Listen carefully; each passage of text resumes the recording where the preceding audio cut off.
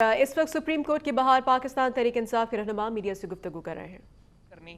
तो इसलिए उनका इजहार जो है वो दानियाल अजीज़ साहब ने यहाँ पे जो प्रेस है उसके साथ भी किया है, बड़ा नामुनासिब रवैया है और पाकिस्तान तहरीक इंसाफ इसका जो है वो शदीद मजम्मत करती है।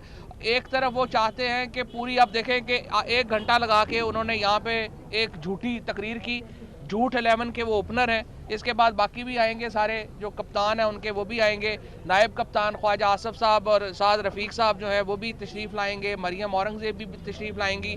ये सारी एक कॉन्स्टिट्यूट करती है झूठ 11। अंदर बात जो है वो और हो रही होती है, यहाँ पे आके बात और करते हैं, और जब कोई सहाफ़ी सवाल करे तो उसके ऊपर ये इल्ज़ाम लगा देते हैं कि आपने जो है ये सवाल जो है आप इस तरह कर रहे हैं। आज पहले जो है मेरे ख्याल में शुरू वहीं से करते हैं कि आज कोर्ट प्रोसीडिंग्स जो हैं वो क्या हुई। आपको मालूम है कि कल जो बात जहाँ पे ख़त्म हुई थी वो ये ख़त्म हुई थी कि मरियम नवाज शरीफ साहिबा की एक जो सेल डीड है प्रॉपर्टी की वो दी गई।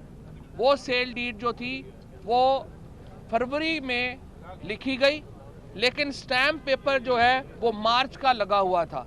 यानी जो लोग भी ज़िंदगी में जिन्होंने कभी ज़मीन की ख़रीदारी किया उनको पता है कि सेल डीड लिखी जाती है स्टैम्प पेपर के ऊपर, जो उसी तारीख का होता है जिस तारीख को वो सौदा हुआ होता है। लेकिन मरियम नवाज साहिबा की जो डीड है, सेल डीड फरवरी में लिखी गई और तारीख फरवरी की लिखी गई और मार्च के स्टैम्प पेपर है, यानी क्लियरली जाली है।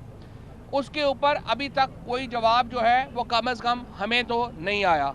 1 नंबर 2, जो ज़्यादातर गुफ्तगू रही है मखदूम अली ख़ान साहब की, वो रही है कि सुप्रीम कोर्ट ये केस नहीं सुन सकती। एक लाइन में वो कहते हैं कि हम जुरिस्डिक्शन को, दायरा समात को चैलेंज नहीं कर रहे, लेकिन दूसरी ही लाइन में वो ये कह देते हैं सुप्रीम कोर्ट को कि आप तहकीकात नहीं कर सकते, आप सच तक पहुंचने की एक्सरसाइज नहीं कर सकते, आप कोई ऐसा स्टेप नहीं ले सकते जिससे वज़ीर आज़म और उनके ख़ानदान का झूठ पकड़ा जाए। जो 5 सवाल पहले दिन से अदालत में मौजूद हैं, यानी अपार्टमेंट्स की जो मलकियत है उसके वो एडमिटेड है, तो उसके पैसे कहाँ से आए? 99 में हुदैबिया को $34 मिलियन दिए गए, वो पैसे कहाँ से आए? हसन नवाज साहब किस तरह 1999 में वो कहते थे मैं तालिब इल्म हूँ, 2001 और 2005 के दौरान वो बिलियनर कैसे हो गए?